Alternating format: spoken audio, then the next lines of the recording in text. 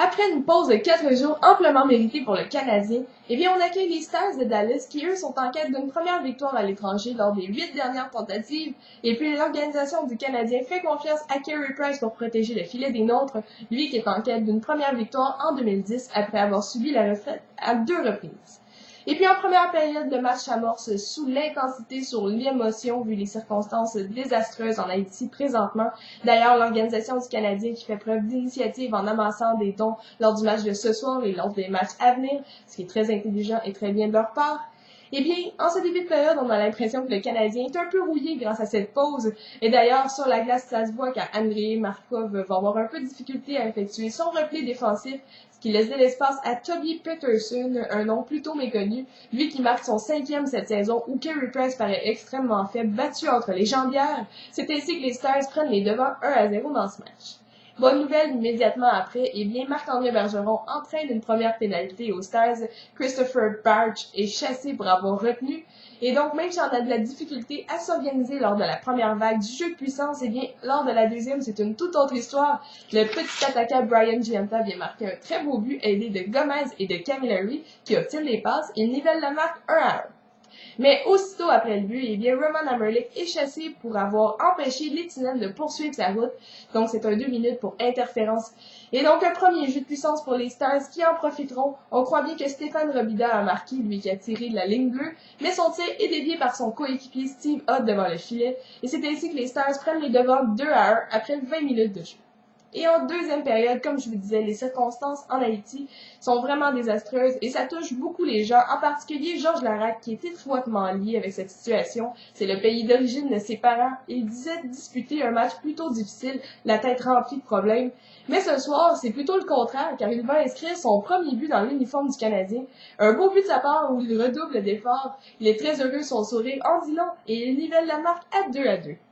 Et puis, alors que Marty Turco est profondément reculé dans son filet, Benoît Pouliot s'empare d'une rondelle libre devant lui et il marque un très beau but du revers dans le haut du filet et donc procure l'avance à son équipe de 3-2.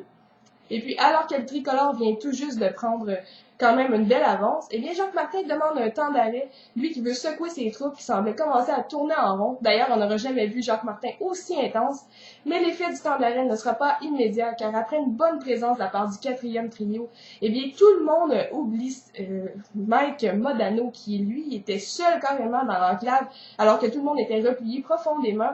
Et puis donc, ce dernier va réussir à marquer et justement niveler la marque de 3-3 après 40 minutes de jeu. Mais c'est tout de même tout un match de hockey auquel on assiste. Et en troisième période, dans son intensité, Max Pacioretty va entraîner une pénalité pour Skatstin qui sera chassé pour avoir accroché. C'est donc une deuxième supériorité numérique qui s'ouvre aux Canadiens. Et cette fois-ci, on va assister à une belle manœuvre. Glenn Métropolite fait une belle insertion dans le territoire adverse et laisse à Benoît Pouliot qui lui décoche tout un tir. On croit bien qu'il va marquer, mais non. Et Marty Turco accorde un long retour devant lui où Gianta est vif et saisit ce retour et marque son deuxième de la soirée, tout un but qui donne l'avance de 4-3 à son équipe. Et encore une fois, le Canadien après ce but sera indiscipliné. Max Pacioretty, qui avait fait une belle séquence précédemment, est à son tour chassé pour avoir retenu. Et ne sait pas tout, en fait, Thomas Plekanec est à son tour chassé pour avoir donné un coup de bâton. On croit bien que ça va être un 5-3 qui s'ouvre aux Stars, mais non, Steve Ott, après le coup de bâton, riposte lui de drôle de façon en enverrant toute une mise en échec près de la bande à Thomas Plekanec. Lui qui sera sonné sur la séquence, il bloque donc le 5-3 à son équipe et Mark Crawford n'est pas content. Il n'est pas content de sa troupe qui aurait pu profiter d'un avantage de 2 hommes, mais non. Et donc, ensuite, alors que la pénalité à Pacioretty se termine, c'est au tour de Métropolite d'être à son tour chassé. Un peu d'inconstance chez les arbitres qui voient des gestes que nous, on ne voit pas. Cependant, on va terminer ce match vraiment en beauté. Mike Camilleri fait toute une manœuvre, il impressionne tout le monde. En se tournant sur lui-même, il fait un 180 degrés. Et puis, il se place de son côté fort, il faut le dire. Il décoche un bon tir qui bat Marty Turco. Et donc, la marque se terminera d'ailleurs 5-3 en faveur du Canadien qui l'emporte face aux Stars. Et d'ailleurs, notre prochain rendez-vous, nous, ça sera face aux Sénateurs d'Ottawa ce samedi. Et je vous laisse, comme à l'habitude, sur ma question. Et puis, j'aimerais savoir si vous croyez que l'organisation du Canadien attend simplement de voir les performances de Yaroslav Halak aux Olympiques pour l'échanger à une autre équipe. Je crois que c'est assez simple comme question, mais il faut tout de même y réfléchir. Donc, on se revoit face aux Sénateurs ce samedi.